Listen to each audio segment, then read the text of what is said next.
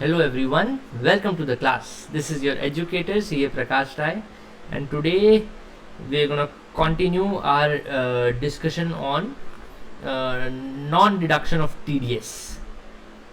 तो पिछली क्लास में हमने ये पढ़ा था कि if a businessman has made payment to someone outside India or paid to non-resident in India और उस पर TDS काटना वो भूल जाता है, या तो काटना भूल जाता है या गवर्नमेंट के पास डिडक्ट नहीं कराता है, तो उस केस में गवर्नमेंट कहती है कि भाई वो विदेशी था, या तो नॉन रेसिडेंट था, या कोई बाहर रहने वाला आदमी था, विदेशी था या विदेश में रहने वाला आदमी था, आपने उसको पैसे दे दिए, अब वो मेरे पैसे लेके भाग गया, अगर वो टैक्स नहीं देता है इस इनकम पे तो हम क्या करेंगे?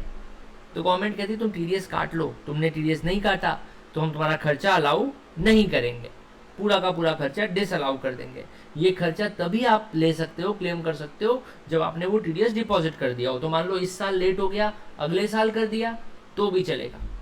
अगले साल में भी एक रेस्ट्रिक्शन है, अगर अगले साल आपने, रेस्ट्रिक्शन क्या, मैं कहूँ कि एक बेनिफिट है जो गवर्नमेंट आपको दे रही है कि चलो कोई बात नहीं, 31 मार्च बीत गई, आपने टीडीएस नहीं जमा कराया, लेकिन रिटर्न भरने से पहले पहले अगर आपने टीडीएस जमा करा दिया तो उस साल के रिटर्न में आप क्लेम कर सकते हो कि हाँ भैया ये एक्सपेंस मैंने किया था, इस पर टीडीएस जमा हो गया है। अगर रिटर्न फाइल करने की डेट के बाद आप बता रहे हो गवर्नमेंट को, रिटर्न फाइल करने की डेट के बाद टीडीएस जमा कर रहे हो, तो वो अगले साल अलाउ हो जाएगा। बेसिकली फिर उसके बाद यही कॉन्सेप्ट चलता है कि जिस साल तुमने पैसे जमा कर दिए उस साल छूट ले लेना। ठीक। यश पूछ रहा है सर पिछली 2 क्लास की रिकॉर्डिंग कब अवेलेबल होंगे? यश बाबू मैं आज अपलोड करूंगा रात को, तो आज की क्लास की, पिछली क्लास, उसके पिछले की क्लास, ये सारी की सारी एक साथ अपलोड मार देंगे, कोई दिक्कत नहीं। ठीक, चलो ये अपना कल का कॉन्सेप्ट था, ये हमने कल पढ़ा सेक्शन 40A1। आज उसी का एक छोटा भाई है, आज उसको पढ़ने वाले हैं हम लोग। उसका छोटा भाई और भी छोटी बात करता है, वो कहता है कि चलो अभी नॉन रेसिडेंट को छोड़ दो, अगर तुमने किसी को भी ऐसा पेमेंट करा जो उसके हैंड्स में इनकम है और उस पर इंडिया में टैक्स बनना चाहिए, किसी को भी करा जो रेसिडेंट है इंडिया में, मतलब अब हम बाहर के लोगों की बात नहीं कर रहे हैं, अब घर के लोगों की बात कर रहे हैं, किसी भी ऐसे आदमी को आपने पेमेंट करा जो इनकम के फॉर्म में है, मतलब it could be royalty, fees for technical services, it could be interest, it could be professional fees, it could be XYZ anything, आपने पेमेंट करा और टीडीएस नहीं डिडक्ट करा, तो अब क्या पेनल्टी है? अब पेनल्टी ये है कि आपके खर्चे का 30% डिसअलाउ हो जाएगा। 30% of the expenditure is not deductible. 30% of the expenditure is not deductible. बाकी आपको इस सेक्शन में कुछ भी नहीं पढ़ना, कुछ भी पढ़ना ही नहीं है। जो जो कंडीशंस इसके पीछे वाले सेक्शन में थी सेम यहाँ पे अप्लाई होंगी। आपने टीडीएस नहीं काटा, खर्चा अलाउ नहीं होगा, लेकिन रिटर्न भरने से पहले पहले आपने टीडीएस काट के जमा कर दिया तो खर्चा अलाउ हो जाएगा। अगर रिटर्न फाइल करने की डेट के बाद जमा कर रहे हो तो खर्चा जिस साल में जमा किया है उस साल में अलाउ हो जाएगा। सेम कंडीशन जो पीछे वाले में थी वो इसमें। डिफरेंस क्या है? पीछे वाला सेक्शन नॉन रेसिडेंट को पेमेंट करने की बात कर रहा था, तो वो थोड़ा स्ट्रिक्ट था कि 100 रुपए दिए तुमने उस नॉन रेसिडेंट को, पूरे के पूरे 100 रुपए का खर्चा मैं डिसअलाउ कर दूंगा। Okay, this is better. पूरे के पूरे 100 रुपए का खर्चा मैं डिसअलाउ कर दूंगा। और रेसिडेंट के केस में क्या बोल रही है गवर्नमेंट कि पूरा खर्चा डिसअलाउ नहीं करेंगे, 30% डिसअलाउ करेंगे। रीजन देखो क्या है, बड़ा सिंपल, कॉमन सेंस की बात है। अगर तुमने किसी रेसिडेंट इंडिविजुअल का टीडीएस डिडक्ट नहीं किया तो उसको पकड़ करके टैक्स वसूल करना आसान है। क्यों आसान है? वो कहाँ जाएगा भाग के बेचारा, यही इंडिया में पैदा हुआ है, यही कहीं घूमते फिरते मिल जाएगा आगरा लखनऊ में। लेकिन अगर किसी नॉन रेसिडेंट का टीडीएस नहीं जमा किया, वो भाग गया, तो उसको पकड़ना तो बहुत मुश्किल है। तो जब इंडियंस को पकड़ना आसान है, रेसिडेंट इन इंडिया, जो भी रेसिडेंट इन इंडिया है, अगर उसको पकड़ना, उससे टैक्स वसूल करना आसान है, तो गवर्नमेंट भी ज़्यादा घबराती नहीं है कि चलो कोई बात नहीं, टीडीएस नहीं भी डिडक्ट हुआ तो क्या हो गया, कोई बहुत नुकसान की बात नहीं है, बचेगा कहाँ, इधर उधर से आई जाएगा चक्कर में। लेकिन फिर भी अपने डेटा को और मजबूत करने के लिए और एंड टू मेक श्योर कि ज़्यादा से ज़्यादा लोग अपने रिटर्न को सही तरीके से भरें, हमसे छुपाने की कोशिश ना करें, हमसे झूठ नहीं बोलें, ये टीडीएस का प्रोविज़न तो ज़रूरी था। तो अगर यहाँ पे कोई भी सज़ा नहीं रखती गवर्नमेंट कि चलो तुमने टीडीएस नहीं काटा, अब कोई बात नहीं, ले लो क्लेम, कोई भी सज़ा अगर नहीं रखती तो लोग टीडीएस काटने में लापरवाही करते, नहीं मन किया नहीं काटा टीडीएस। इससे क्या होता कि टीडीएस के रूल्स फालतू पड़े रहते, बेकार हो जाते, कोई फॉलो ही नहीं करता। गवर्नमेंट ने सिर्फ इसलिए ताकि लोग जो लॉ बना है उसको फॉलो करें डिसिप्लिन के साथ, यहाँ पे 30% का डिसअलाउंस दिया है, नहीं तो यहाँ पे कोई खास फर्क नहीं पड़ता गवर्नमेंट को। बाकी सारी कंडीशंस बिल्कुल सेम है पिछले सेक्शन जैसी, बस ये सेक्शन किस पे अप्लाई होता है, रेसिडेंट इंडियंस को पेमेंट करने पे। ये चीज क्लियर हुई, ये बात क्लियर हो गई sir, compliance of TDS provisions in case of a resident. कुछ भी नया नहीं पढ़ना, कुछ भी अलग। अच्छा एक चीज डिफरेंट है, रुको इसको तो हाईलाइट कर ही दें। छोटा सा डिफरेंस एक ये है कि पिछले वाले सेक्शन में जो सैलरी था वो इंक्लूड नहीं था, यहाँ पे सैलरी भी इंक्लूडेड है। आपको पता ही है कि इंडिया में अगर आप सैलरीड एम्प्लॉई हो तो आपकी सैलरी पे टीडीएस कटना चाहिए। तो यहाँ पे जो ये 40A का प्रोविजन है, ये हर एक्सपेंस पे कवर होता है, इंक्लूडिंग सैलरी, कमीशन, फीस और क्या क्या बोला जाए उसको, मतलब जो भी तुम सोच सकते हो सब पे कवर्ड है। चल सेम एक्सेप्शन यहाँ भी है कि भाई आपने टीडीएस नहीं जमा करा लेकिन अगले ने टाइम पे आईटीआर भर दिया, अपने इनकम टैक्स रिटर्न में डिक्लेयर कर दिया कि मेरी ये इनकम थी, कहीं रेवेन्यू का लॉस नहीं हो रहा है, गवर्नमेंट को जो टैक्स मिलना चाहिए वो मिल रहा है, तो गवर्नमेंट बोलती है ठीक है आपने नहीं काटा तो भी मुझे टैक्स का पूरा बेनिफिट मिल गया, तो अब मैं आपको फालतू का डिसअलाउंस नहीं करूँगा, बशर्ते आप मुझे ये चीज़ प्रूफ कर दीजिए। वही सीए सर्टिफिकेट सेम। कौस्तव पूछ रहा है सर अगेन, क्या ये टॉपिक फिर से बोलूं एक बार? चलो फिर से करते हैं। देखो पिछली क्लास में हमने पढ़ा कि आपने अगर नॉन रेसिडेंट का टीडीएस नहीं काटा तो आपका पूरा खर्चा डिसअलाउ हो जाता है। और भी कुछ प्रोविजंस थे कि यहाँ भरोगे तो अलाउ होगा, वहाँ भरोगे तो डिसअलाउ होगा, एटसेट्रा एटसेट्रा, आईटीआर की रेट से पहले भर देना है, और अगर तुमने नहीं डिडक्ट किया पर उसने टैक्स पे कर दिया तो सीए सर्टिफिकेट लगाना है, एटसेट्रा एटसेट्रा, बहुत सारे प्रोविजंस थे। ठीक है, आज की क्लास में सेम प्रोविजन समझ लो कि रिपीट हो रहे हैं, बस डिफरेंस क्या आ रहा है। सेक्शन 40A कहता है कि अगर आपने किसी रेसिडेंट का टीडीएस नहीं काटा तो हम आपका खर्चा डिसअलाउ कर देंगे, बट ओनली 30% डिसअलाउंस, क्योंकि रेसिडेंट्स का नहीं काटा ना, रेसिडेंट वालों से कोई दिक्कत थोड़ी है, वो कहाँ जाएगा भाग के, उसको तो टैक्स देना ही है।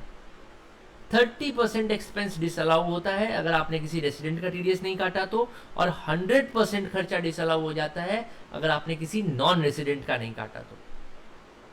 डन, ये बात समझ में आई? ओके। और एक नई चीज बस क्या ऐड कर दिया है कि इसमें सैलरी पे भी टीडीएस काटना है। नॉन रेसिडेंट को अगर आप सैलरी दे रहे हो, कोई आउट ऑफ इंडिया सैलरी दे रहे हो, तो उसमें टीडीएस काटने का प्रोविजन नहीं है, लेकिन अगर रेसिडेंट को सैलरी दे रहे हो तो उसमें टीडीएस काटने का प्रोविजन है। That's all, that's the only difference between the section we read yesterday and the section we are reading today. ठीक है कौस्तव, आगे बढ़ सकते हैं भाई? ओके चलो।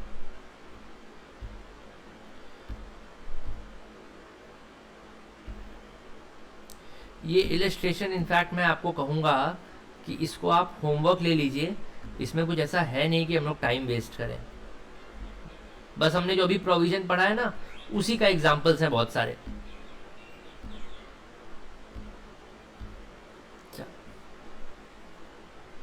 सेक्शन 48(2), सेक्शन 48(2) में हाल ही में एक अमेंडमेंट भी आया था इन बजट 2022 की।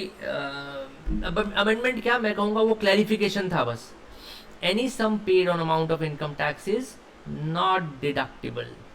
Any interest, penalty, fine for non-payment or late payment of income tax is not deductible. चाहे income tax in India payable हो, आउटसाइड इंडिया पेएबल हो। ठीक, इसमें अमेंडमेंट क्या मैं कहूँ उसको, क्लैरिफिकेशन क्या आया था, बस यही आया था कि इनकम टैक्स जब यहाँ पे हम डिसअलाउ करते हैं सेक्शन 48(2) में, तो it means all penalties,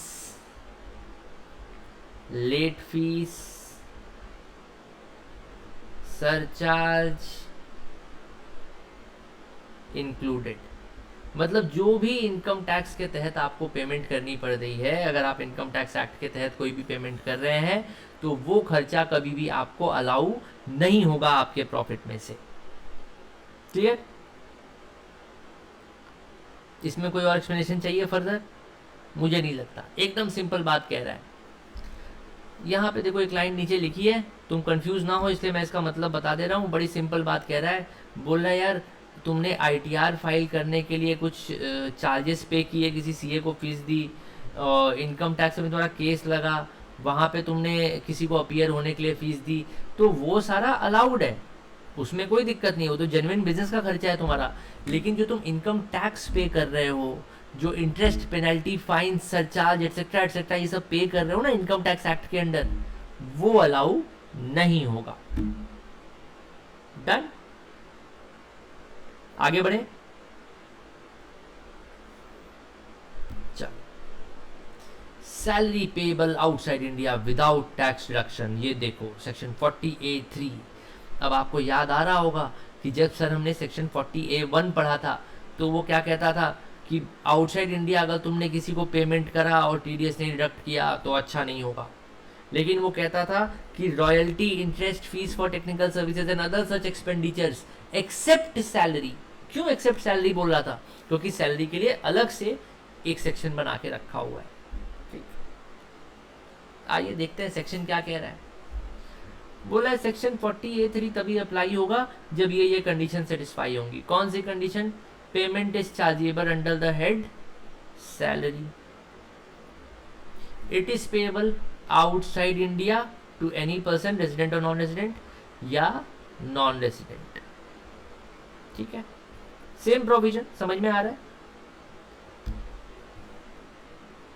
government को टैक्स पे नहीं किया गया, ना ही डिडक्ट किया गया। कब? Due date of filing of return of income के पहले। अगर ये सारी कंडीशन सेटिस्फाई हो रही हैं तो पेमेंट जो है वो डिसअलाउ हो जाएगी, not allowed as deduction.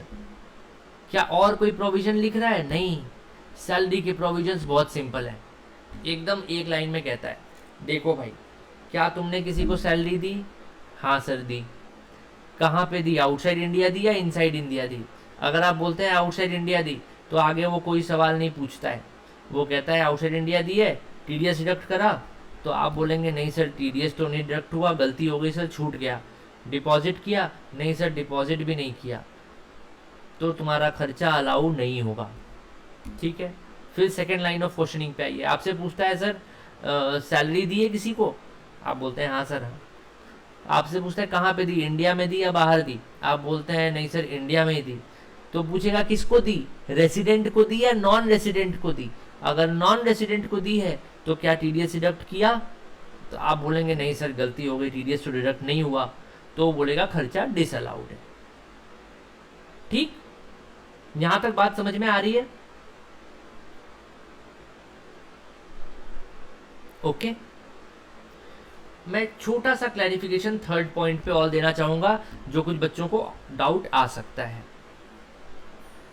Tax not deducted और नॉट डिपॉजिटेड, ये दो अलग अलग टर्म्स हैं, आपके माइंड में बिल्कुल क्लैरिटी होनी चाहिए।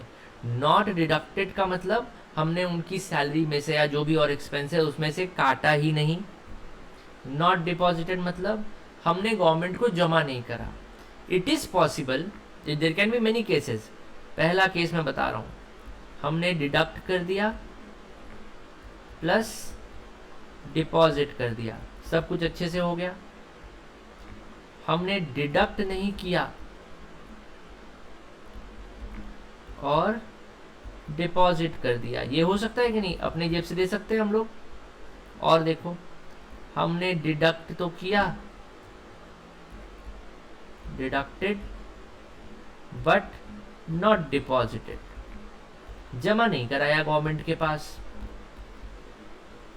एक केस और देख लो, हमने ना तो डिडक्ट किया भाई साहब और डिडक्ट ही नहीं किया था, तो फिर डिपॉजिट भी नहीं कराया। यही 4 कैटेगरीज हो सकती है डिफॉल्ट की, करेक्ट? यस। ये क्या कह रहा है कि भैया आपने इसमें से कुछ भी किया, कोई भी डिफॉल्ट करी, मतलब मान लो ये तो ठीक है, ये दिस इज ओके, डिडक्ट कराया, डिपॉजिट करा दिया, सब अच्छा अच्छा है, लेकिन यहाँ पे डिडक्ट नहीं किया, डिपॉजिट कर दिया, नहीं। गवर्नमेंट का इंटेंशन ये नहीं है कि आप टीडीएस हमें डिपॉजिट कर दो, गवर्नमेंट का इंटेंशन तो ये है कि टीडीएस के बहाने जिसका टीडीएस डिडक्ट किया है वो सही समय पर रिटर्न भरे, अपनी सही जानकारी दे हमें इनकम टैक्स रिटर्न में। तो अगर आप उसका टीडीएस डिडक्ट नहीं कर रहे हो तो गवर्नमेंट का ये ऑब्जेक्टिव फेल हो जा रहा है। तो भले ही आप अपनी जेब से पैसा जब जमा कर दो, गवर्नमेंट तब भी आपको पेनलाइज करेगी, तब भी आपको परेशान करेगी। अगर आपने डिडक्ट किया और डिपॉजिट नहीं किया तब तो ये भाई साहब घोर पाप है। ना डिडक्ट किया ना डिपॉजिट किया, ये भी पाप है, ये भी अलाउड नहीं है। बात समझ में आ गई? पहले केस में अलाउ होगा, बाकी किसी भी केस में अलाउ नहीं होगा। सर रिपीट अगेन, बहुत सिंपल बात कह रहा हूं मैं मनीषा। टीडीएस में ना 2 प्रोसेस होता है। पहला प्रोसेस कि आपने जिसको पेमेंट करना है उसके पेमेंट करते समय आप टीडीएस उसमें से डिडक्ट कर लीजिए। Deduction is the first stage. The second stage is depositing that amount with the government of India. तो हो सकता है कि आपने डिडक्ट करा हो पर डिपॉजिट नहीं करा हो, ये भी हो सकता है कि आपने डिडक्ट नहीं करा हो पर डिपॉजिट करा दिया हो। तो मैं कहता हूं कि डिडक्शन और डिपॉजिट दोनों में से एक भी प्रोसेस अगर आपने कंप्लीट नहीं किया तो ये सारे सेक्शंस आपके ऊपर अट्रैक्ट होंगे, चाहे वो मैं पहले 40A1 की बात करूं, 40A2 की बात करूं, 40A3 की बात करूं, सारे सेक्शन आपके अप्लाई होंगे अगर किसमें से एक भी प्रोसेस फॉलो नहीं किया तो। डन? ये क्लियर हुआ? ओके चलो, रजिस्ट्रेशन 21 आपको होमवर्क दे सकते हैं। ये होमवर्क ले लो, सिंपल सिंपल है, ये सारी चीजें करना कुछ नहीं, जो प्रोविजन पढ़ा है बस उसी को इम्प्लीमेंट कर लो, नहीं समझ में आया तो सॉल्यूशन तुम्हारे सामने ही रहेगा। ठीक, अब आओ section 40B। This is one of the important sections को थोड़ा सा हाईलाइट कर लेते हैं। सेक्शन 40B,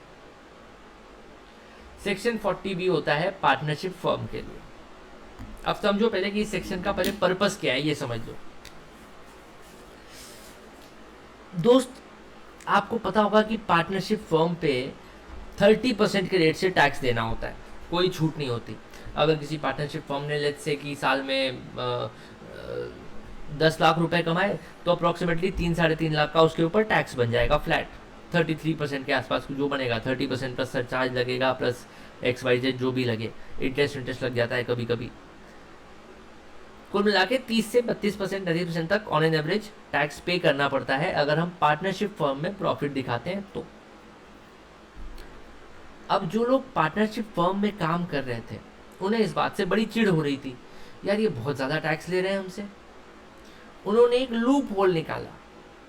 उन्होंने कहा कि सर पार्टनरशिप फर्म जो है वो एक बिजनेस है, प्रॉपर बिजनेस एंटिटी है, ज़रूरी नहीं कि उसमें सारे पार्टनर्स जो हैं वो एक्टिवली काम करें। ये भी बात सही है।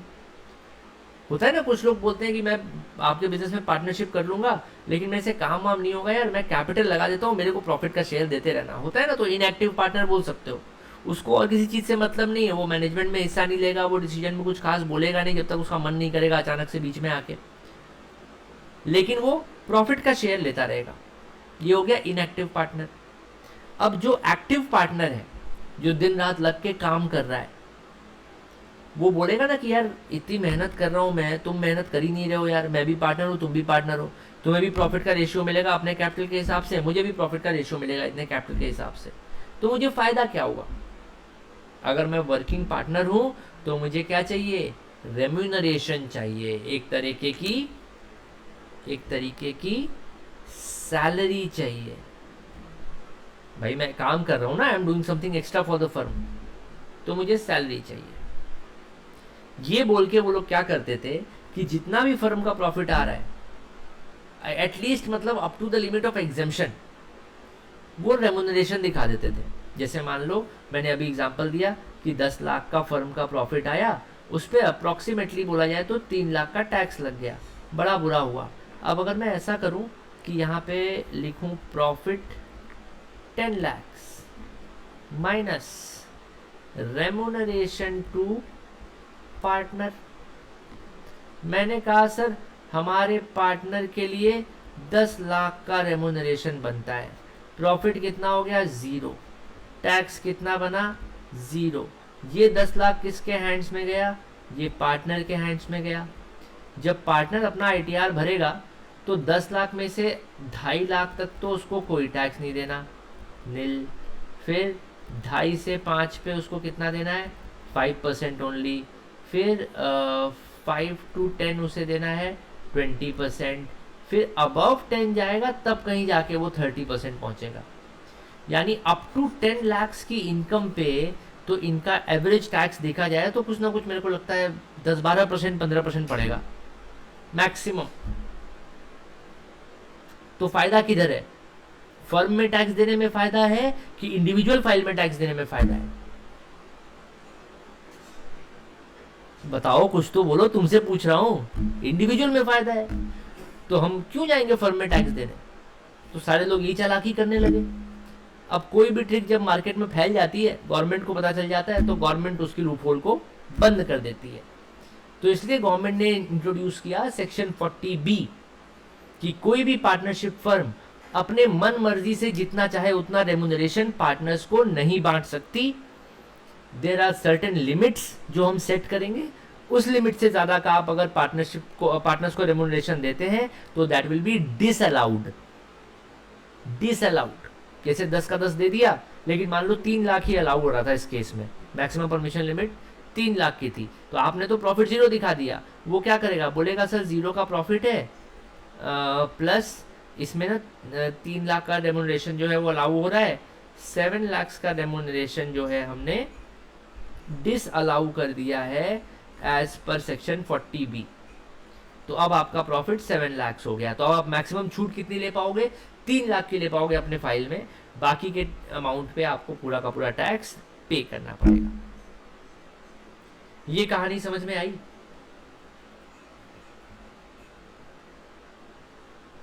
ठीक है, चलो आइए देखते हैं रेम्यूनरेशन को अलाउ करवाने के लिए क्या क्या कंडीशंस का फुलफिल होना जरूरी है। पहली कंडीशन, रेम्यूनरेशन सिर्फ और सिर्फ किसको जाएगी, वर्किंग पार्टनर को जाएगी, स्लीपिंग पार्टनर को नहीं जाएगी। जो काम करेगा उसको सैलरी मिलेगी, काम नहीं तो सैलरी नहीं। रेम्यूनरेशन अपने मन से नहीं दे सकते, पार्टनरशिप डीड में लिखा होना चाहिए। Remuneration must be authorised by the partnership deed. अगर पार्टनरशिप डीड कहती है कि वर्किंग पार्टनर को रेम्यूनरेशन मिलेगा तो ही वर्किंग पार्टनर को रेम्यूनरेशन मिलेगा, अपने मन से आप रेम्यूनरेशन नहीं दे सकते।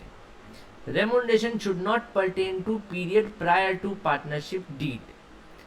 प्रायर पीरियड का रेम्यूनरेशन नहीं होना चाहिए। जिस दिन पार्टनरशिप फर्म बनी है उस दिन से ही आप रेम्यूनरेशन देना चालू कर सकते हो। जब तक पार्टनरशिप फर्म नहीं बनी है उसके पहले के पीरियड का कोई भी अमाउंट रेम्यूनरेशन की तरह अलाउ नहीं होगा।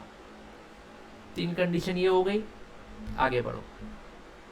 चौथी condition, remuneration should not exceed the permissible limit. Should not exceed the permissible limit. फिर से पढ़ते हैं, बोल रहा है कि अगर रेम्यूनरेशन अलाउ कराना है तो ये 4 कंडीशन सेटिस्फाई होनी चाहिए। पहली कंडीशन, वर्किंग पार्टनर को दोगे तभी अलाउ होगा। कंडीशन नंबर 1, अरे यहाँ लिखा तो है, कंडीशन नंबर 1 वर्किंग पार्टनर को दोगे तभी अलाउ होगा। कंडीशन नंबर 2, पार्टनरशिप डीड में ऑथराइज होना चाहिए कि रेम्यूनरेशन दे सकते हो तभी अलाउ होगा। अगर आपने पार्टनरशिप डीड में लिखे बिना ऐसे अपने मन से रेम्यूनरेशन दे दी तो डिसअलाउ हो जाएगा। कंडीशन नंबर 3, प्रायर पीरियड का रेम्यूनरेशन अलाउ नहीं होगा। जिस दिन डीड बनी है उसके बाद से रेम्यूनरेशन आपका खर्चे के तौर पे अलाउ हो जाएगा। कंडीशन नंबर 4, कि कुछ परमिसिबल लिमिट्स हैं, उससे ज़्यादा का रेम्यूनरेशन होगा तो डिसअलाउ हो जाएगा, उससे कम का होगा तो ही अलाउ होगा। यहां तक मामला क्लियर?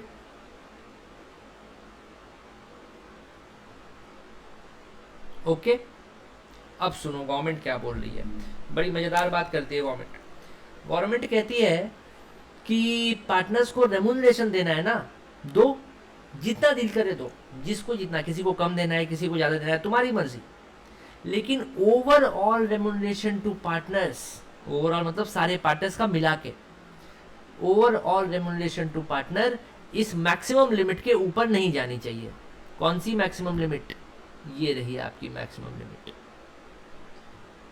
अगर आपका बुक प्रॉफिट नेगेटिव है, बुक प्रॉफिट मतलब आपने जो अकाउंटिंग स्टैंडर्ड्स के हिसाब से प्रॉफिट लॉस अकाउंट अपना बनाया है, उसका प्रॉफिट नेगेटिव है यानी लॉस है, यानी लॉस के केस में आप मैक्सिमम 1,50,000 तक की रेम्यूनरेशन ही दे सकते हो पार्टनर्स को, उससे ज़्यादा की अलाउ नहीं होगी। सारे पार्टनर्स को मिला के ये लिमिट दी गई है 1,50,000 की, पूरे साल की, ये मंथली नहीं है। अब चलो ये तो बात हुई लॉस की। अगर बुक प्रॉफिट में आ गए, आपका बुक्स में प्रॉफिट दिख रहा है, तो ऑन फर्स्ट 3 lakhs 1,50,000 और 90% of book profit which ever is मोर। इसको लिखने का और आसान तरीका मैं तुम्हें बताता हूँ। तुम्हें बस एक सिंपल चीज समझनी है कि भैया 1,50,000 तो हम कभी भी दे सकते हैं, इसमें कोई लिमिट नहीं है। 3 लाख अप टू 3 लाख 90% देना है। तुम्हें ये सब याद रखने की जरूरत ही नहीं है, 1,50,000 और 90% विच एवर इज मोर। अब अगर मान लो तुम्हारा 90% आ रहा है 1,42,000, तो क्या तुम 142 ही दे पाओगे प्रॉफिट होने के बाद भी? नहीं। अरे गवर्नमेंट तो खुद बोल रही है कि कोई दिक्कत नहीं, लॉस भी है ना तो 1.5 लाख तक तो दे ही सकते हो, 1.5 लाख में क्या होता है, कोई दिक्कत नहीं, 1,50,000 तक का अलाउड है। अगर अप टू 3 lakhs आपका प्रॉफिट है तो 90% ऑफ बुक प्रॉफिट आप दे सकते हैं, और उससे भी ऊपर है 3 लाख प्लस, बैलेंस में लिख दो यहाँ पे 3 लाख प्लस, ये हाईलाइट ही कर देते हैं। On the balance of book profit 60% of book profit. यानी कि अगर अपने को लिमिट याद करनी है तो याद कैसे करेंगे? पहली लिमिट 1,50,000 रुपए even in case of loss, even in case of loss 1,50,000 तक दे सकते हैं। सेकेंड लिमिट क्या है? 90% of book profit BP. Third limit 60% of PP. ये whichever is more whichever is less याद करने की जरूरत नहीं है, ये तो कॉमन सेंस की बात है। लॉस के केस में 150, अप टू 3 लाख प्रॉफिट है अगर तो 90%, और अबव 3 लाख 60%। याद रहेगा ये? डन। ये कौन सी लिमिट है? ये वो लिमिट्स हैं कि भाई आपने पार्टनरशिप फर्म होते हुए अपने पार्टनर को रेम्यूनरेशन दिया तो up to this limit allowed है, इससे ज्यादा जा रहा है तो डिसअलाउ हो जाएगा for the purpose of income tax. Clear? Done.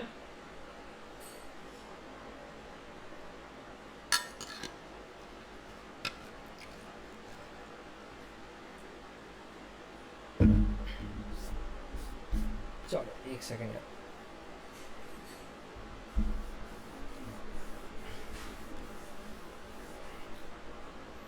चलिए सर आगे बढ़ते हैं। Computation of book profit for remuneration. Book profit कैसे निकालेंगे? Computation of book profit for remuneration under section 40B। Net profit लेंगे पहले as per PL account before income tax. Tax pay करने से पहले आपका प्रॉफिट कितना आ रहा है, इसमें क्या करिए कि पीजीबीपी के अलावा बाकी जितने भी हेड्स की इनकम है उसको घटा लीजिए, less income under all other heads except PGBP. फिर अगर आपने कोई रेम्यूनरेशन दिया हुआ है, कोई खर्चा क्लेम करा है रेम्यूनरेशन का, तो वो खर्चा ऐड बैक कर दीजिए। कोई पार्टनर ऑन कैपिटल, पार्टनर से कैपिटल पे कोई इंटरेस्ट दिया है तो अगर एक्सेसिव इंटरेस्ट है तो उसको ऐड बैक कर लीजिए।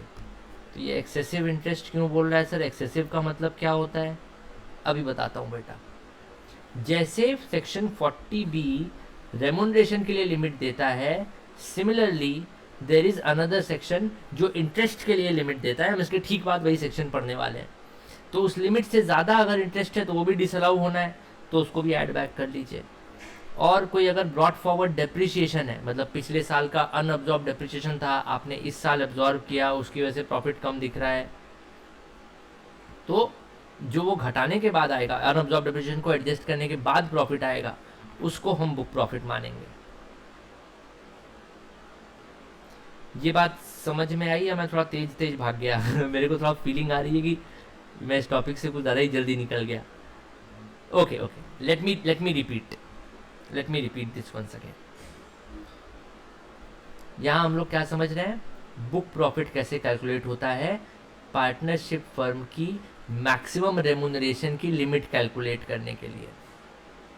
ठीक, कि कोई भी पार्टनरशिप फर्म अपने पार्टनर्स को मैक्सिमम रेमुनरेशन कितना दे सकती है, उसकी लिमिट मुझे को अगर पता करनी है तो मुझे उसका बुक प्रॉफिट पता होना चाहिए। ओके, बुक प्रॉफिट पता करने के लिए अपन सबसे पहले क्या उठाएंगे, नेट प्रॉफिट जो आपकी बुक्स में आ रहा है। आपने जो भी बैलेंस शीट पीएल बनाया है इनकम टैक्स के सामने प्रेजेंट करने के लिए, वो पीएल ले आइए, उसमें देखिए नेट प्रॉफिट क्या आ रहा है वो लिख लीजिए पहले। ये हो गया हमारा पहला स्टेप, नेट प्रॉफिट लिख लिया हमने। अब इसमें से जितनी भी अदर इनकम है, जो भी अदर इनकम है एक्सेप्ट पीजीबीपी, चाहे वो हाउस प्रॉपर्टी की इनकम हो, कैपिटल गेन की इनकम हो, इनकम फ्रॉम अदर सोर्सेज हो, सबको हटा दो। क्योंकि मेरे को क्या जानना है कि धंधे से कितना प्रॉफिट हो रहा है। सैलरी किस बात की मिल रही है, बिजनेस करने की मिल रही है, तो बिजनेस से कितना प्रॉफिट आ रहा है, तो हम क्या करेंगे, बाकी सारी इनकम को उड़ा देंगे। फिर हम ये सारी मेहनत क्यों कर रहे हैं, पार्टनर की रेमुनरेशन निकालने के लिए तो कर रहे हैं। तो अगर आपने ऑलरेडी रेमुनरेशन घटा रखी है तो उसको ऐड बैक करो। क्लियर, ये दोनों स्टेप क्लियर है सबको। पहले नेट प्रॉफिट लेंगे, इनफैक्ट 3 स्टेप हो गए। पहले प्रॉफिट लॉस अकाउंट से before income tax, before tax profit लेंगे पहले। फिर क्या करेंगे, बाकी सारे हेड्स की इनकम घटा देंगे पीजीबीपी को छोड़ के। फिर थर्ड स्टेज में क्या करेंगे, जो भी रेमुनरेशन का खर्चा अगर क्लेम किया है प्रॉफिट लॉस अकाउंट में, रेमुनरेशन ऑफ पार्टनर का, तो उसको ऐड बैक कर देंगे, उसका इम्पैक्ट हटा देंगे। क्योंकि हमारा पर्पज ही है ये प्रॉफिट निकालने का कि हम रेमुनरेशन दे सकें, कितना दे सकें ये पता चले। ठीक, इस तरह से अगर एक्सेसिव इंटरेस्ट दिया है आपने पार्टनर के कैपिटल पे तो उसको भी ऐड बैक कर लेंगे। और अगर कोई ब्रॉड फॉरवर्ड डेप्रिसिएशन है, याद रखो कि मैंने आपको बताया था कि 3 चीजें ऐसी होती है जिनको सरकार एक बराबर ट्रीट करती है, एक अनअब्जॉर्ब डेप्रिसिएशन, एक अनअब्जॉर्ब साइंटिफिक रिसर्च एक्सपेंडिचर और एक अनअब्जॉर्ब फैमिली प्लानिंग एक्सपेंडिचर।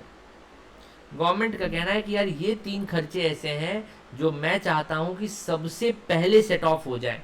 मतलब सेम ईयर में अगर सेट ऑफ नहीं हुए और अनअब्जॉर्ब हो गए तो गवर्नमेंट कहती है पहले तो भाई इसका पहला क्लेम बनता है इस साल के डेप्रिसिएशन पे। पहले जो पिछले साल की डेप्रिसिएशन थी वो सबसे पहले क्लेम करेंगे हम। तो वो वही कह रहा है कि अगर आपने कोई भाई ब्रॉड फॉरवर्ड लॉस है तो उसको हटाने की जरूरत नहीं है, क्योंकि हमें इस साल का ऑपरेटिंग प्रॉफिट चाहिए। आपने इस साल क्या मेहनत करी वो इस साल के ऑपरेटिंग प्रॉफिट से पता चलेगा। लेकिन डेप्रिसिएशन अगर कोई था जो चार्ज नहीं हो पाया था तो उसको आपको इस साल लेस करना पड़ेगा, उसके खर्चे को क्लेम में लेना पड़ेगा। उसके बाद जो आएगा वही आपका बुक प्रॉफिट कहलाएगा। क्लियर? ये पता है अलग से क्यों बोल रहा है ब्रॉड फॉरवर्ड डेप्रिसिएशन?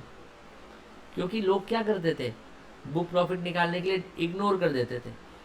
इग्नोर करने से फायदा क्या होता था, बुक प्रॉफिट ज्यादा आता था। भाई ज्यादा बुक प्रॉफिट मतलब maximum limit for giving remuneration to partner, मतलब तो कंपनी फ्री हो जाती है कि अपने पास तो ठीक है अपना बुक प्रॉफिट अच्छा दिख रहा है, इसका 90% तक हम दे सकते हैं या 60% तक हम दे सकते हैं, तो लिमिट बढ़ जाती है अपनी रेमुनरेशन देने की। पहले अगर 5 ही लाख तक दे सकते थे तो हो सकता है 15 लाख लागू करवा लें।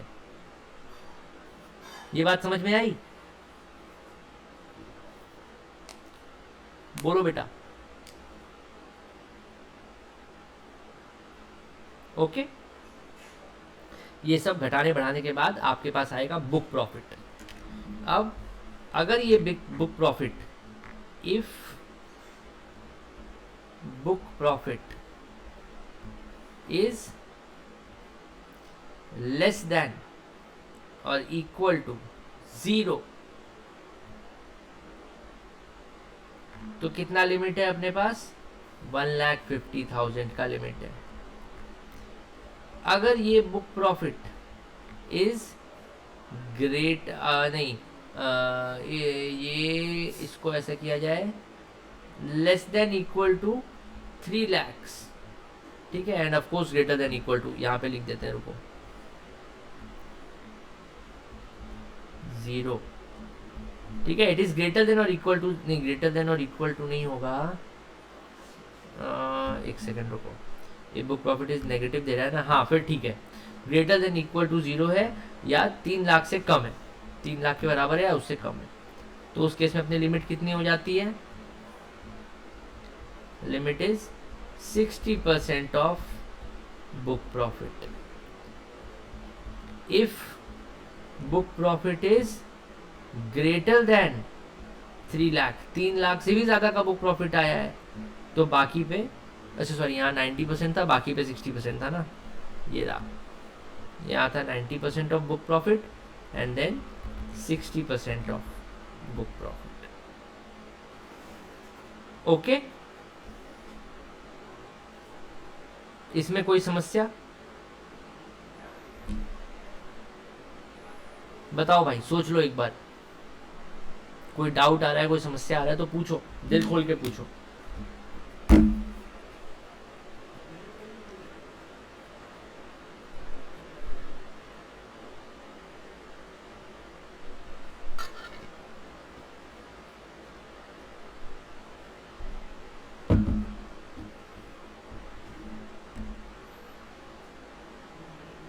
सर डेप्रिसिएशन वाला पॉइंट रिपीट कर दो।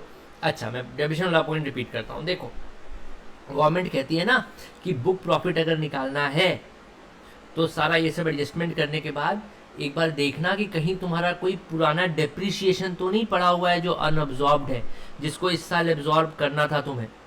अगर पड़ा हुआ है तो पहले उसको एब्जॉर्ब कर लो। डेप्रिसिएशन जो पुरानी चली आ रही थी, जो पिछले साल सेट ऑफ नहीं हुई थी, इस साल सेट ऑफ कर लो, इस साल घटा लो, उसके बाद अगर कोई प्रॉफिट आता है तो उसको हम बुक प्रॉफिट मानेंगे। बोलो यश भाई, ये बात समझ में आ रही है? Okay,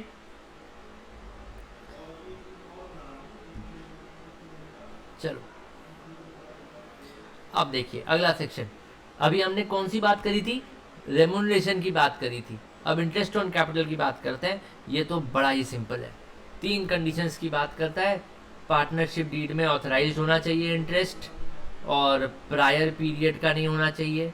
payment of interest should be period for the period after partnership deed, ठीक, should pertain to the period after the partnership deed.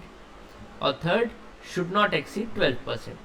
मतलब देखा जाए तो इंटरेस्ट ऑन कैपिटल का एक सिंगल पॉइंट आपको याद रखना है कि पार्टनरशिप फर्म को, किसी भी पार्टनरशिप फर्म को 12% से ज्यादा इंटरेस्ट देना अपने पार्टनर के कैपिटल पे अलाउड नहीं है। Any interest exceeding this limit is not allowed as deduction to firm and also not taxable in the hands of partner. ये लाइन समझ में आई? Not allowed as deduction to firm and also not taxable in the hands of partner. एक छोटा से page पे ना ये एक एग्जांपल लिख के देख लेते हैं हम लोग। देखो, ये है आपकी फर्म और ये है आप पार्टनर, ठीक। सपोज करो कि फर्म के पीएल अकाउंट में 2 लाख रुपए का खर्चा डिसअलाउ कर दिया गया, ठीक। टोटल मान लो 10 लाख का खर्चा था। किस चीज का? It was interest on partners capital. लेकिन जब निकाला गया 12% तो 8 लाख ही आया, तो जो 2 लाख एक्स्ट्रा था वो डिसअलाउ हो गया। ये 8 lakh, this was 12% of capital, correct. Okay, partner के केस में 8 लाख रुपए उसकी इनकम हो जाएगी। यस, बोलो भाई, सही बोला ना?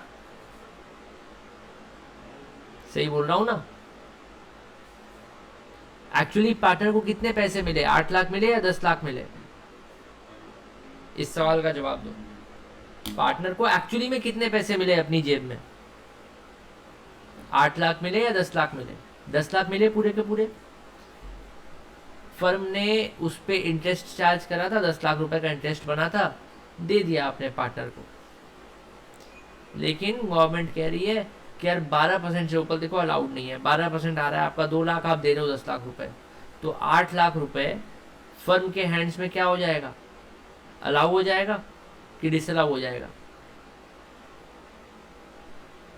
बोलो। Up to 12%। अच्छा, मैंने ये उल्टा कर दिया, रुको। हाँ सॉरी, मैं उल्टा बोल गया था, sorry, my mistake. 10 lakh interest on capital में 12% इंटरेस्ट, कैपिटल सपोज करिए 12% इंटरेस्ट 8 लाख आ रहा है, तो 2 लाख डिसअलाउ हो जाएगा। तो इस केस में क्या होगा कि पार्टनर के हैंड्स में ये 8 लाख रुपए जो वहां पे एज एन एक्सपेंस अलाउ हुआ है, जो वहां पे अलाउ हुआ है पार्टनरशिप फर्म को, वो कहाँ पे टैक्सेबल हो जाएगा? पार्टनर्स के हैंड्स में टैक्सेबल हो जाएगा। और 2 लाख रुपए जो डिसअलाउ हुआ है वो किसके हैंड्स में टैक्सेबल होगा? फर्म्स के हैंड में। फर्म्स की फर्म विल पे टैक्स कह सकते हैं, या हाँ, इसको फर्म विल पे टैक्स लिख सकते हैं, ज़्यादा क्लियर रहेगा। Firms will pay tax.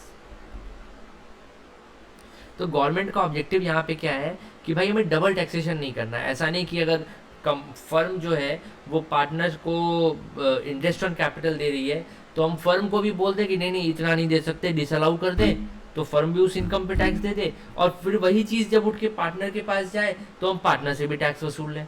ये कहाँ का इंसाफ है भाई साहब? तो गवर्नमेंट कहती है ठीक है कोई बात नहीं, देखो अगर आपने up to 12% interest on capital pay करा अपने पार्टनर को, फिर तो पूरा का पूरा खर्चा फर्म के हैंड में एग्जेम्प्ट हो जाएगा। एक तरह से देखा जाए तो खर्चा अलाउ हो जाएगा, उतना पैसा आपने खर्चे में डाला तो मतलब आपका प्रॉफिट उतने से कम हो गया, तो फर्म उस पर टैक्स नहीं देगी। यानी up to 12% interest on capital pay आपको फर्म को टैक्स नहीं दिलाना पड़ेगा, लेकिन जो पार्टनर है जिसके हाथ में आ रहा है इंटरेस्ट ऑन कैपिटल, उसकी तो इनकम है, उसको उस इनकम पे टैक्स देना पड़ेगा। 3 लाख से ऊपर जब बात पहुंच गई, 10 लाख 20 लाख 50 लाख की बात पहुंच गई, तो फिर क्या कहता है? बड़ी सिंपल सी बात है, अगर ज़्यादा हो गया तो 90%, सॉरी, अरे रेमुनरेशन है ये तो, सॉरी, इंटरेस्ट ऑन कैपिटल में ये लिमिट नहीं है, क्या हो गया मेरे को? रेमुनरेशन और इंटरेस्ट में मिक्सअप कर रहा हूँ। I think I am moving too fast, धीरे धीरे चलना पड़ेगा अपने को।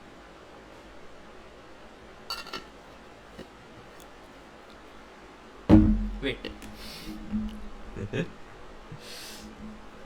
ठीक है, इनफैक्ट इसको इरेज करके एक बार फिर से कर देता हूँ, रुक जाओ। ये पूरा इरेज होता है, यहाँ से इसको डिलीट कर देते हैं, नई स्लाइड इंसर्ट कर लेते हैं। डिलीट करो और यहाँ पे नई स्लाइड इंसर्ट करो, और एक बार क्या करते हैं, ये रेमुनरेशन भी लिख लेते हैं, इंटरेस्ट ऑन कैपिटल भी लिख लेते हैं एक साथ, ताकि कोई कंफ्यूजन ही ना रहे।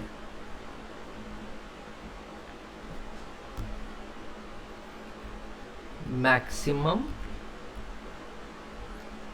Remuneration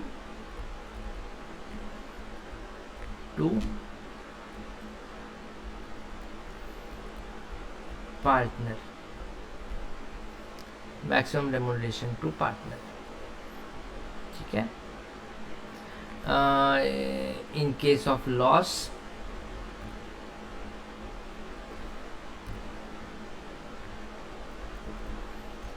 in case of negative book profit, या इन केस ऑफ लॉस कहा जाए तो कितना दे सकते हैं बताओ? 1,50,000, फिर up to 3 lakhs of profit, up to 3 lakhs of profit कितना दे सकते हैं? 90% of profit. Above 3 lakh 60% of profit. ठीक है, अब आइए maximum interest on capital to partners. ये सिंपल एक लाइन में बोल रहा है 12%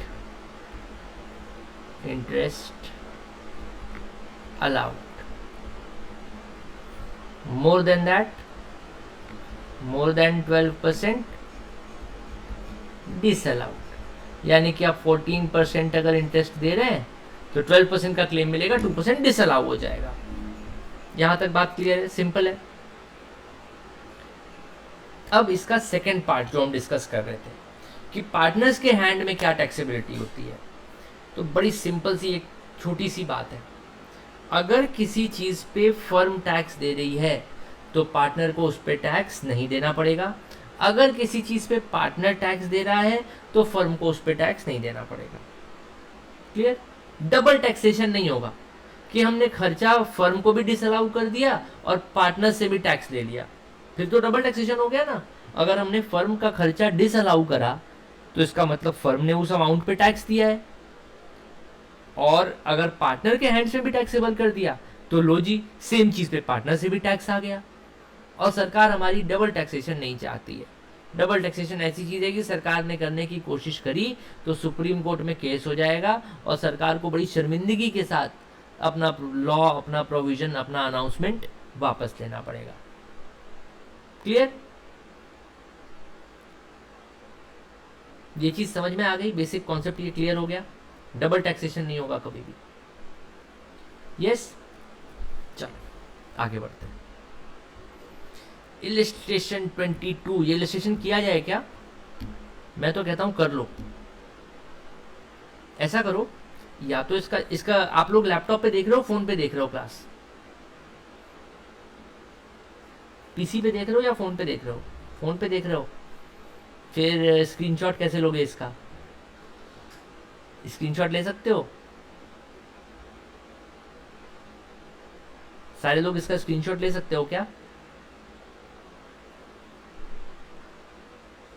तो इसका स्क्रीनशॉट लो और नोट डाउन करो। इसको नहीं होगा तो कॉपी में नोट डाउन करने या स्क्रीनशॉट लेके रख लो, फिर नेक्स्ट पेज पे चलते हैं उसका, क्योंकि 3-4 पेज में क्वेश्चन है ना, तुम एक साथ क्वेश्चन को कैसे पढ़ोगे? तो या तो स्क्रीनशॉट ले लो और उसको बाद में जो पेज चाहिए अपना बैग जाके पढ़ लो, फिर मैं नेक्स्ट पेज पे आता हूँ। डन? सबने इस पेज का स्क्रीनशॉट ले लिया? यस, ये लो, नेक्स्ट पेज का भी स्क्रीनशॉट लो।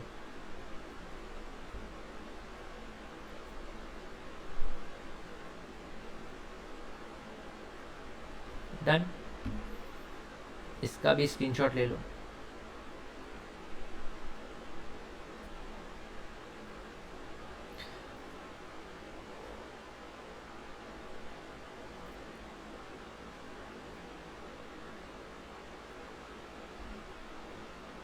हो गया?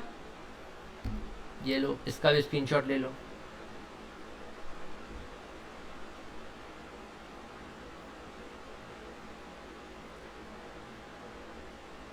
डन? बस आई थिंक यही लास्ट पेज है, फिर तो सॉल्यूशन है। चलो अब इसको खुद से सॉल्व करने की कोशिश करो। अपना पर्पस है कि हम फर्म की नेट इनकम निकाल सकें और पार्टनर्स के हैंड्स में टैक्स का क्या ट्रीटमेंट होगा वो बता सकें।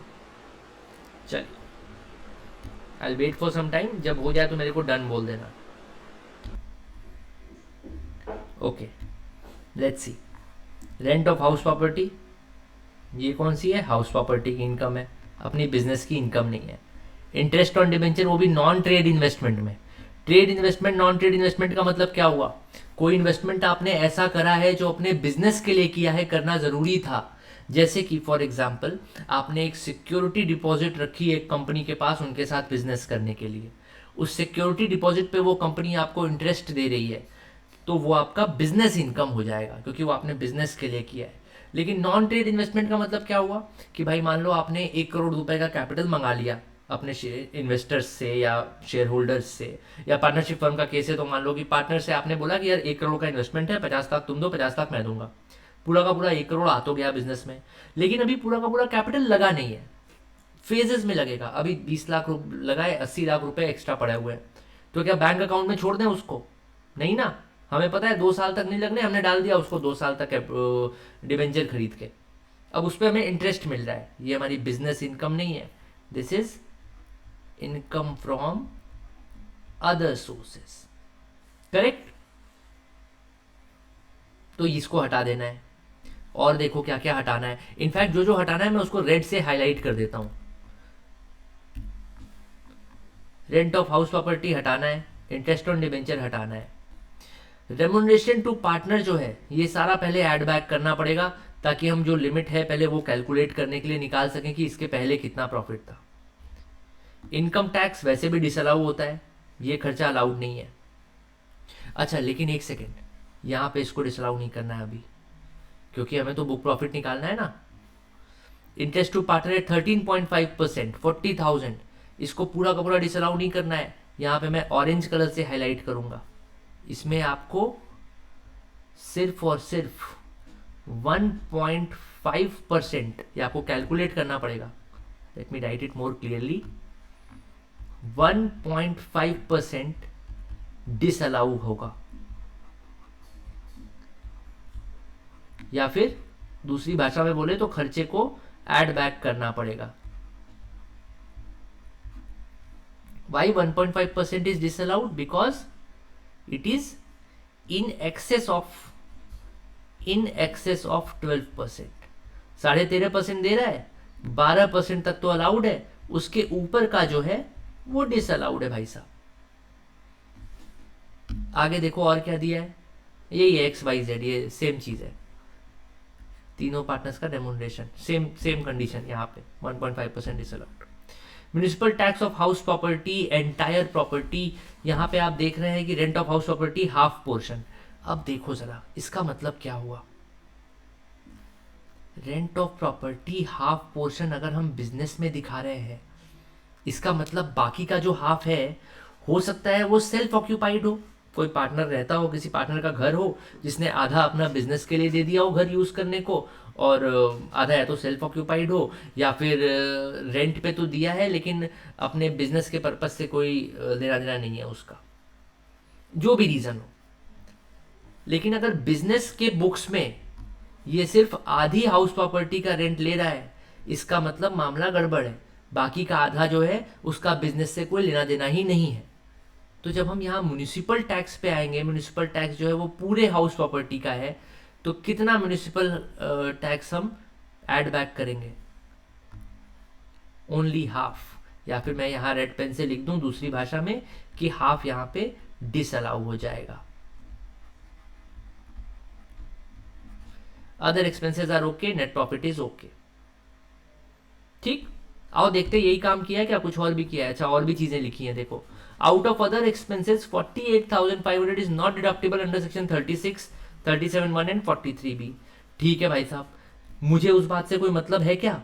बुक प्रॉफिट निकालने के लिए मुझे उस बात से कोई मतलब नहीं है। जब हम फाइनल टैक्सेबल प्रॉफिट्स निकालेंगे तो इसको यूज करेंगे, बुक प्रॉफिट के लिए इसको ऐड बैक नहीं करना। देन इनफैक्ट मैं इसके लिए ये चीज यहां भी लिख दूं, कुछ खर्चे ऐसे हैं जो मेरे को बुक प्रॉफिट के लिए तो ऐड बैक नहीं करने, लेकिन जब एक्चुअल टैक्सेबल प्रॉफिट्स निकालेंगे तो उसके लिए ऐड बैक करने हैं। जैसे ये बुक प्रॉफिट के लिए इसको घटाने ऐड बैक करने की जरूरत नहीं है। सिमिलरली बुक प्रॉफिट के लिए इसको भी ऐड बैक करने की जरूरत नहीं है, बुक प्रॉफिट निकालने के लिए ये खर्चा घटेगा। दूसरी बात क्या बोल रहा है, 15 जनवरी 2021 को क्या हुआ था कि फर्म की कोई आउटस्टैंडिंग जीएसटी लायबिलिटी थी 2,922 की, पिछले साल की। अब चूंकि ये पिछले साल का था तो हमने इस साल के प्रॉफिट में नहीं दिखाया, बहुत अच्छी बात है। तो जब इस साल के प्रॉफिट में दिखाया नहीं तो आप इस साल के हमें अलग से इंफॉर्मेशन क्यों दे रहे हो सकता है कोई काम पड़े इंफॉर्मेशन का। क्या बुक प्रॉफिट निकालने में इसका काम पड़ सकता है? बुक प्रॉफिट में हमने कोई ऐसा प्रोविजन पढ़ा था क्या कि पिछले साल का खर्चा हो तो भी इस साल घटा सकते हो, इस साल पे किया है ना कोई दिक्कत नहीं है? नहीं, कोई फर्क नहीं पड़ेगा। क्या टैक्सेबल प्रॉफिट निकालने के लिए हमको इसकी जरूरत पड़ सकती है? नहीं भाई साहब, क्यों मैं बताऊं? क्योंकि यहाँ पे क्या वर्ड यूज कर रहा है, अरे आउटस्टैंडिंग जीएसटी लाइबिलिटी बोल रहा है। आपने लाइबिलिटी पे ऑफ की है सर, कोई खर्चा थोड़ी किया है नया। बैलेंस शीट में लाइबिलिटी दिखती है, आपने उसको जब पे ऑफ करा तो क्या इम्पैक्ट आएगा इसका? बैलेंस शीट में से लाइबिलिटी कम हो जाएगी, एक तरफ से बैंक या कैश जो भी जैसे भी आपने मोड ऑफ पेमेंट किया वो कम हो जाएगा। पीएल पे कोई फर्क पड़ेगा क्या? नहीं भाई साहब, कोई फर्क नहीं पड़ेगा, पड़ना भी नहीं चाहिए।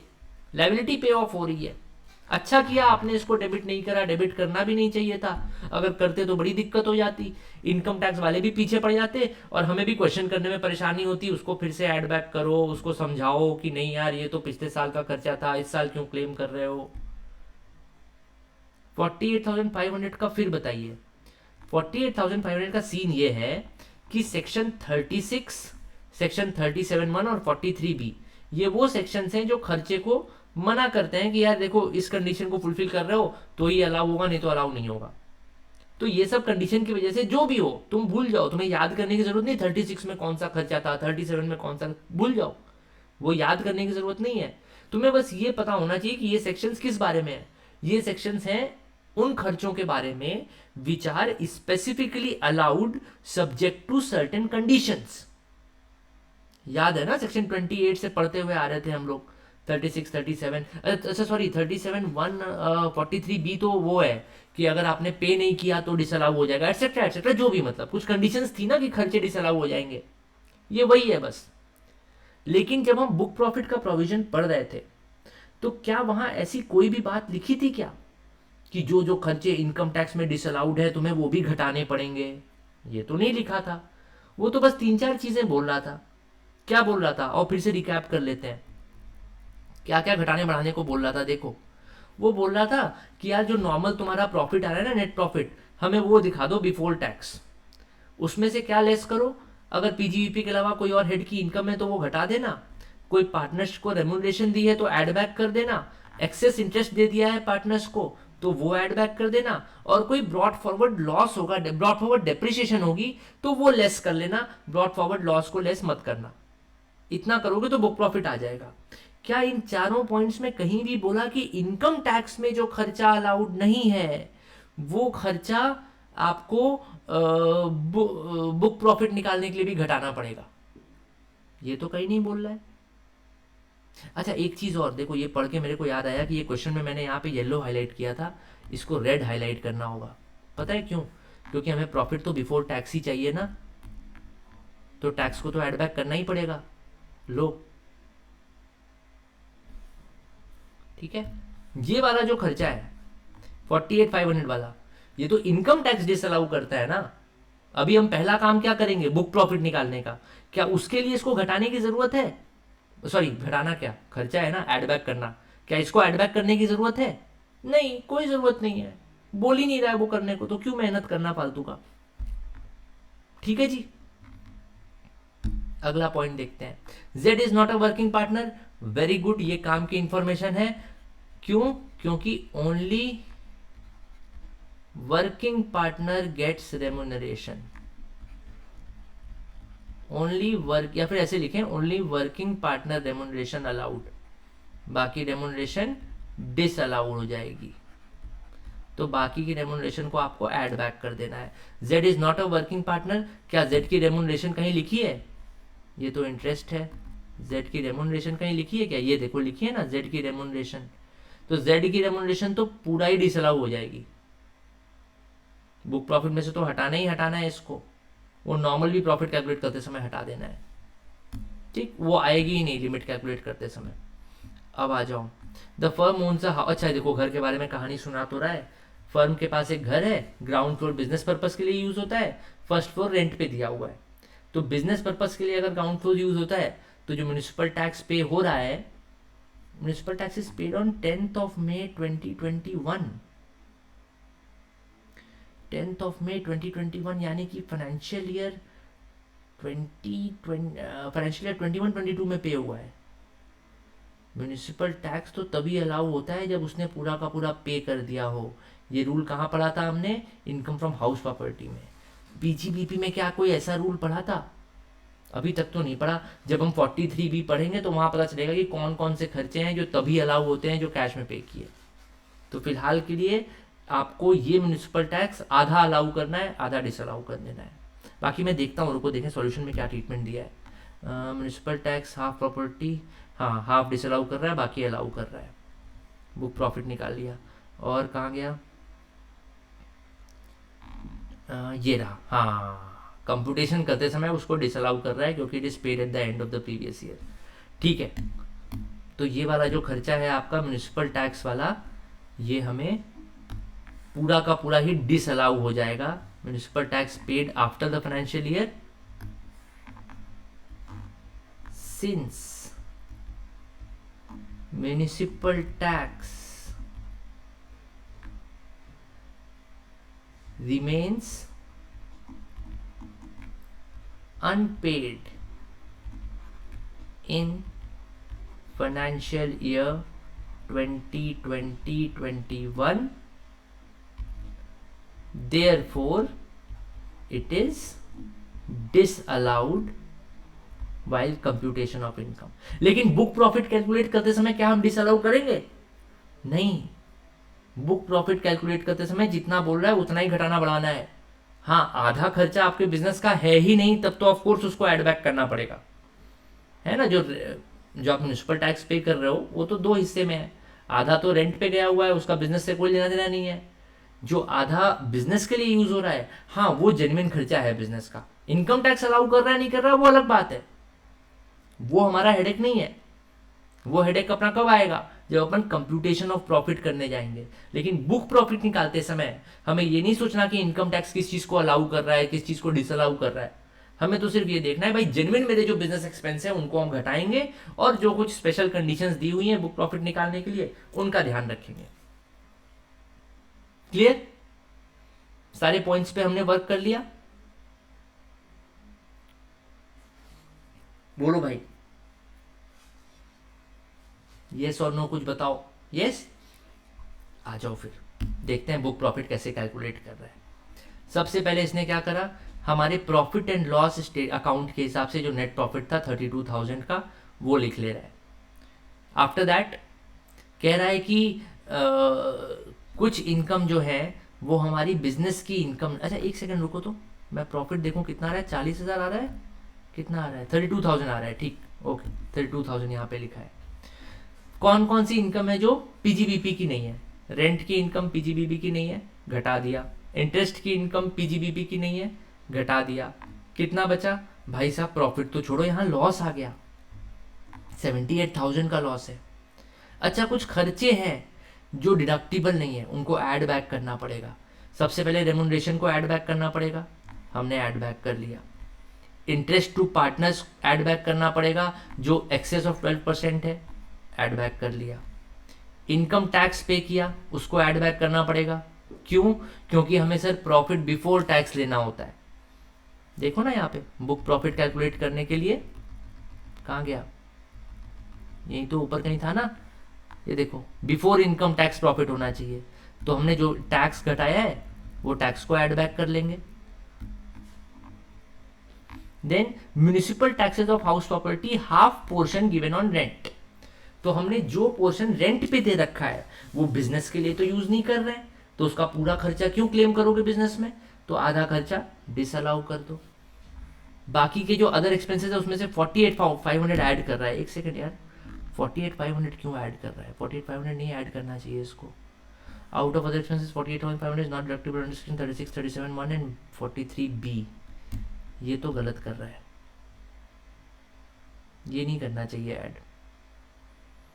क्योंकि बुक प्रॉफिट कैलकुलेट करने के लिए हम ये सब प्रोविजंस इनकम टैक्स के नहीं देखते हैं। ये तो गड़बड़ है, इट्स अ ग्रे एरिया, इसको चेंज करना पड़ेगा। इसको मैं रेड से मार्क कर देता हूँ। बैलेंस प्रॉफिट आपका आएगा 15,48,222। इसको ग्रीन से हाईलाइट करें क्या? सब मिक्स होके ब्लैक हो जा रहा है, रुक जाओ इरेज करते हैं। मैं यहाँ पे रेड पेन से मार्क कर देता हूँ। This is doubtful. रेमुनरेशन कैसे ऐड किया, एक्सप्लेन प्लीज। अच्छा देखते हैं रेमुनरेशन। आप यहाँ पे देखिए रेमुनरेशन कितना दिया गया है पार्टनर्स को, 6 लाख, 9 लाख एंड 55,000 ऐड करो। ये क्या हुआ है, मेरे को ड्रॉ क्यों नहीं करने दे रहा है ये, एक सेकेंड।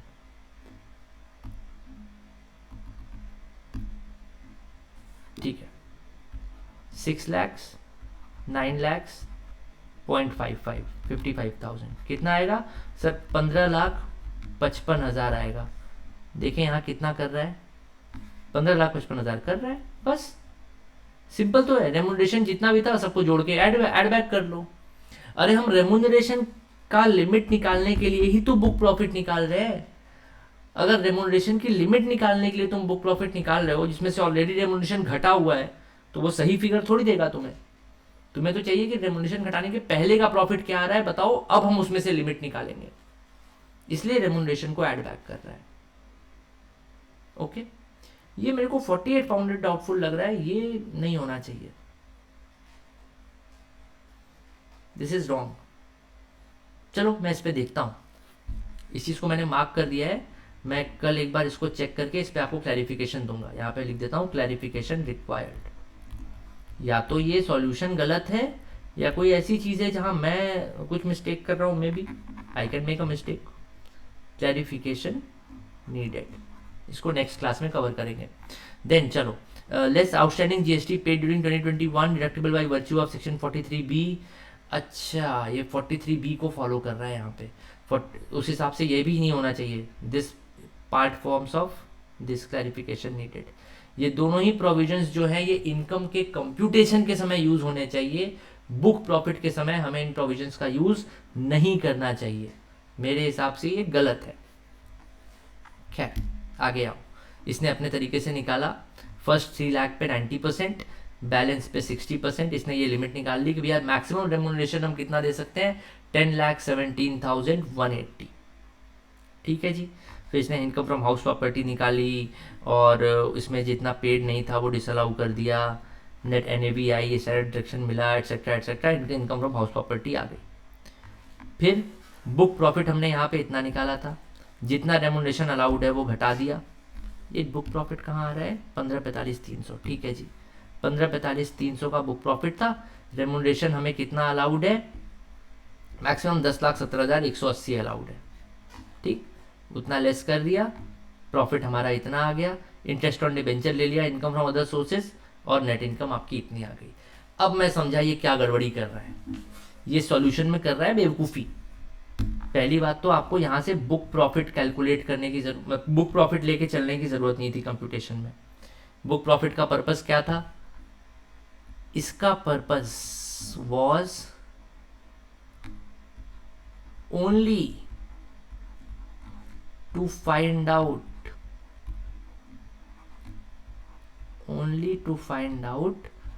maximum remuneration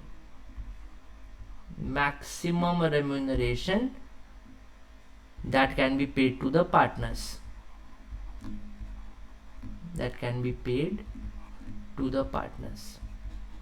या फिर इसको दूसरी लैंग्वेज में चाहे तो ऐसे भी लिख सकते हैं कि मैक्सिमम रेमुनरेशन अलाउड। ठीक है, पे तो हम करने को ज़्यादा कर सकते हैं, बाकी डिसअलाउ हो जाएगा। तो इधर भी यू वांट टू राइट, तुम्हें जैसे समझ में आए। तो जो मैक्सिमम रेमुनरेशन निकालना है उसके लिए अपने को बुक प्रॉफिट की ज़रूरत है। इनकम टैक्स में क्या होगा, कंप्यूटेशन कैसे होगी फाइनल प्रॉफिट की, PGBP कितना प्रॉफिट टैक्सेबल होगा, वो हम बुक प्रॉफिट से नहीं निकालेंगे कभी भी। और ये सेम गलती इसने करी है, इसने शॉर्टकट मारा है। इसने सोचा है कि यार ये सारा खर्चा यहीं पे घटा बढ़ा देते हैं, फिर बुक प्रॉफिट को यूज़ कर लेंगे टैक्स निकालने के लिए। This is wrong. Book profit का पर्पस सिर्फ और सिर्फ मैक्सिमम रेमुनरेशन की लिमिट निकालने के लिए होता है। एक बार आपने वो लिमिट कैलकुलेट कर ली तो इस बुक प्रॉफिट का पर्पस खत्म हो जाता है। फिर आप बिल्कुल फ्रेश उस प्रॉफिट लॉस अकाउंट को देखोगे और जो जो इनकम टैक्स के प्रोविजंस हैं उनका यूज़ करते हुए, कोई खर्चा डिसअलाउ हो रहा है डिसअलाउ करो, कोई इनकम है जो PGBP की नहीं है तो उसको हटाओ। सारी मेहनत तुम्हें फिर से करनी पड़ेगी, तब जाके तुम्हारा सही सॉल्यूशन आएगा। नहीं तो कुछ ना कुछ मिक्स मैच हो जाएगा, कुछ ना कुछ गड़बड़ होने की संभावना है। चलो, जब ये खत्म ही है तब तो क्या ही बोले। पार्टनर्स के हैंड्स में क्या होगा, शेयर ऑफ प्रॉफिट एग्जेम्प्ट है ऑफ कोर्स। क्यों एग्जेम्प्ट है भाई, जो प्रॉफिट कैलकुलेट हुआ फर्म का उस पर फर्म ने टैक्स पे किया, टैक्स पे करने के बाद अब पैसा बच रहा है ना, तो वो पार्टनर्स में जा रहा है। तो अब एक बार जब फर्म टैक्स दे चुकी है तो क्या हम दोबारा पार्टनर से टैक्स ले सकते हैं उसी चीज पे? नहीं ले सकते सर, डबल टैक्सेशन हो जाएगा। इसलिए शेयर ऑफ प्रॉफिट पार्टनर्स के हैंड्स में एग्जेम्प्ट होता है। सैलरी टैक्सेबल होती है क्या? सर सैलरी जो है उसका सीन ये है कि जितनी पार्टनरशिप फर्म को एज एन एक्सपेंस अलाउ हो गई उतनी तो हो जाती है एग्जेम्प्ट। लेकिन ऐसे देख लो, रुक जाओ, मान लो कि 10 लाख का प्रॉफिट था, इसमें से 5 लाख की रेम्यूनरेशन फर्म को अलाउ हो गई, फर्म के हैंड्स में अलाउड हो गई एज एन एक्सपेंस, तो फर्म को टैक्स सिर्फ 5 लाख पे देना पड़ा। इनफैक्ट मैं फिगर्स थोड़ी चेंज कर देता हूं ताकि तुम्हें कंफ्यूजन ना हो। मान लो ये 6 लाख है, 6 लाख का रेम्यूनरेशन हमें अलाउ हो गया तो हमें 4 लाख पे टैक्स देना पड़ा। फर्म को अगर अलाउ हो गया तो इसका मतलब कहां पे टैक्सेबल हो जाएगा? पार्टनर के हैंड्स में टैक्सेबल हो जाएगा। ठीक, या ऐसे कर लें इसको, नहीं चलो ठीक है। और इसका रिवर्स सोचो कि सपोज करो कि रेम्यूनरेशन हमारी टोटल जो थी वो या इनफैक्ट रुक जाओ, मैं इसको थोड़ा सा चेंज कर देता हूँ, रुक जाओ थोड़ा सा चेंज करते हैं। यहाँ मैंने रैंडमली 1064 लिख दिया ना, तो कुछ बच्चों को कन्फ्यूजन हो सकता है। इसको थोड़ा सिंपल करके लिखते हैं, रुको, लेबलिंग करके लिखेंगे तो बच्चों को समझ में आएगा। ठीक, सो टोटल रेम्यूनरेशन, ठीक है, सपोज करो कि 10 लाख रुपए की टोटल रेम्यूनरेशन फर्म ने पे करी, 5 लाख एक पार्टनर को, 5 लाख दूसरे पार्टनर को, जिसमें से कुछ रेम्यूनरेशन जो है वो इनकम टैक्स एक्ट ने डिसअलाउ कर दी। लेट्स से कि मान लो कि लॉस का केस था, सिंपल कैलकुलेशन हो जाएगी अपनी, तो कितनी डिसअलाउ हो जाती है? 10 लाख में से सारी की सारी डिसअलाउ हो जाएगी, 1.5 लाख ही अलाउ होगी, है ना। 1.5 लाख अलाउड है, तो 10 में से 1 गया 9, 9 में से 0.5 गया, 8.5 लाख आपकी रेम्यूनरेशन डिसअलाउ हो गई। ठीक है, डिसअलाउड एंड 1.5 लाख अलाउड। ये किसका केस बता रहे हैं हम? फर्म का केस बता रहे हैं, पार्टनरशिप फर्म का केस। अब पार्टनर के केस में आओ, 2 पार्टनर है, पार्टनर मान लो यहाँ पे पार्टनर ए है और यहाँ पे पार्टनर बी है। ठीक है, मान लेते हैं कि इक्वल रेम्यूनरेशन है। 1.5 लाख अगर फर्म को खर्चा अलाउ हो गया तो इसका मतलब इस अमाउंट पे फर्म ने टैक्स नहीं दिया है। किस अमाउंट पे टैक्स दिया है? 8.5 लाख पे टैक्स दिया है। एक बार मैं फिर से इसको राउंड कर देता हूं, 8.5 लाख रुपए का रेम्यूनरेशन डिसअलाउ होने का मतलब क्या हुआ? That firm will pay tax on it. Late me use the red colour only, मैं नीचे वाले के लिए ग्रीन कलर यूज कर लूंगा। इस पे लिखें कि 8.5 लाख रुपया जो है इस पे फर्म विल पे टैक्स। ये बात समझ में आ रही है? टोटल 10 लाख की रेम्यूनरेशन फर्म ने पे करी पार्टनर्स को, 8.5 लाख डिसअलाउ कर दी गवर्नमेंट ने। गवर्नमेंट ने कहा भैया तुम्हारा लॉस हो रहा है, लॉस के केस में इतना रेम्यूनरेशन हम अलाउ नहीं करेंगे। 8.5 लाख डिसअलाउ कर दी, 1.5 लाख अलाउ कर दी। जो डिसअलाउ कर दी मतलब वो खर्चा हमें ऐड बैक करना पड़ेगा, हमारी इनकम उतने से बढ़ जाएगी, तो इसका मतलब हमें उस अमाउंट पे टैक्स पे करना पड़ा एक्स्ट्रा। यस, ये बात समझ में आ रही है? एट द सेम टाइम इस 1.5 लाख का हमें डिडक्शन अलाउ हो गया, इसका मतलब sorry let me use the green pen for this. इसका मतलब फर्म, इसका थिकनेस थोड़ा ज्यादा लग रहा है मेरे को यार, रुको इसका थिकनेस कम करते हैं। इसका मतलब फर्म विल नॉट पे टैक्स, कुछ ज्यादा ही हल्का हो गया यार, ऐसा करते इतना लेके देखते हैं। हाँ, फर्म विल नॉट पे tax on this amount, correct. जब पार्टनर्स के हैंड्स में यही रेम्यूनरेशन आती है तो क्या होता है? 10 लाख की रेम्यूनरेशन थी, यहां लिखो टोटल रेम्यूनरेशन, 5 लाख इसको मिली होगी और 5 लाख इसको मिली होगी, करेक्ट। यहां टोटल लिख लेते हैं, टोटल भी यहाँ दिखते रहे अपने को 10 lakhs। अब इनकम टैक्स एक्ट ने 8.5 लाख रुपए डिसअलाउ कर दिया था, मतलब कि इस पे फर्म ने टैक्स दे दिया था। तो सरकार ना दोबारा टैक्स नहीं लेती है, डबल टैक्सेशन नहीं करती है। तो लेस नॉट टैक्सेबल या एग्जेम्प्ट बोला जाए, not taxable in hands of partner, in hands of partner. कितना है जो नॉट टैक्सेबल होगा भाई? जिस पे फर्म ने टैक्स दे दिया उस पे आपको नहीं देना पड़ेगा दोबारा। Not taxable in hands of partner total कितना है? 8.5 lakhs is not taxable in hands of partners. Why? Because firm will pay tax on this 8.5 lakh। अब इसका आधा कर लो, 4.25 lakhs, 4.25 lakhs। यस। अब देखो क्या अमाउंट आ रहा है, 75,000 यहां आ रहा है, 75,000 यहां आ रहा है। तो यहां पे क्या है? 1.5 lakhs पे फर्म विल नॉट पे टैक्स। तो ये 1.5 लाख पे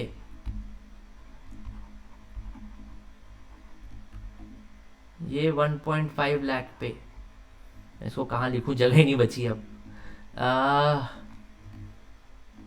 इसको एरो करके ऊपर ले आते हैं यहाँ पे, और यहाँ लिखते हैं कि अगर फर्म ने टैक्स नहीं दिया इस 1.5 लाख पे तो पार्टनर्स विल हैव टू पे द टैक्स।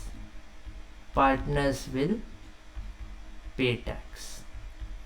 जहां पे फर्म ने टैक्स नहीं दिया वहां पार्टनर टैक्स दे देगा, और जहां पे फर्म ने टैक्स दे दिया वहां पे, यहां कहीं लिख दें, पार्टनर्स विल नॉट पे टैक्स।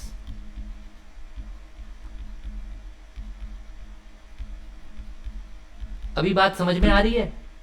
सरकार को टैक्स उस पूरे 10 lakhs पे मिलेगा, लेकिन फर्म से मिलेगा सिर्फ 8.5 lakhs पे, और पार्टनर्स से मिलेगा 1.5 lakhs पे। सरकार अपनी कमी पूरी कर ले रही है, बस वो कह रही है कि हम फर्म को इतने लिमिट तक की छूट देते हैं।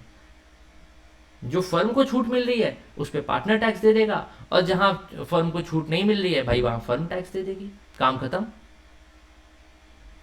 सिंपल है, क्लियर?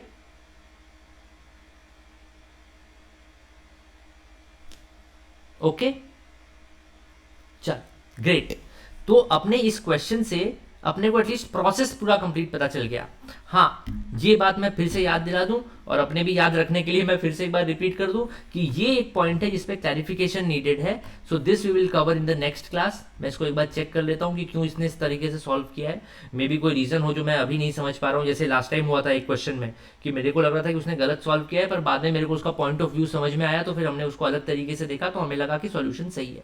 मे बी हो सकता है इस क्वेश्चन के साथ भी ऐसा ही कुछ हो रहा हो। So what we will do is will clarify this point in the next class. और अगर कोई भी और डाउट्स इस प्रोसेस के होंगे तो मैं चाहता हूं कि आप लोग रेडी रखें, ताकि क्लास की स्टार्टिंग में ही सारे डाउट्स क्लियर करके फिर हम लोग आगे नेक्स्ट टॉपिक पे पढ़ें। बाकी नेक्स्ट टॉपिक के लिए अपना ये सेक्शन 48(2) है। It is a very interesting section. We are going to cover this in the next class. Saturday class है क्या? हाँ बिल्कुल, सैटरडे क्लास लेते हैं। संडे को छुट्टी करेंगे। अपन तो इंडिया में 5 days वर्किंग की आदत है, अपने को 6 days वर्किंग की। ठीक है, that's all from me tonight. Thank you so much for being such a nice class of students. Good night guys and keep being awesome.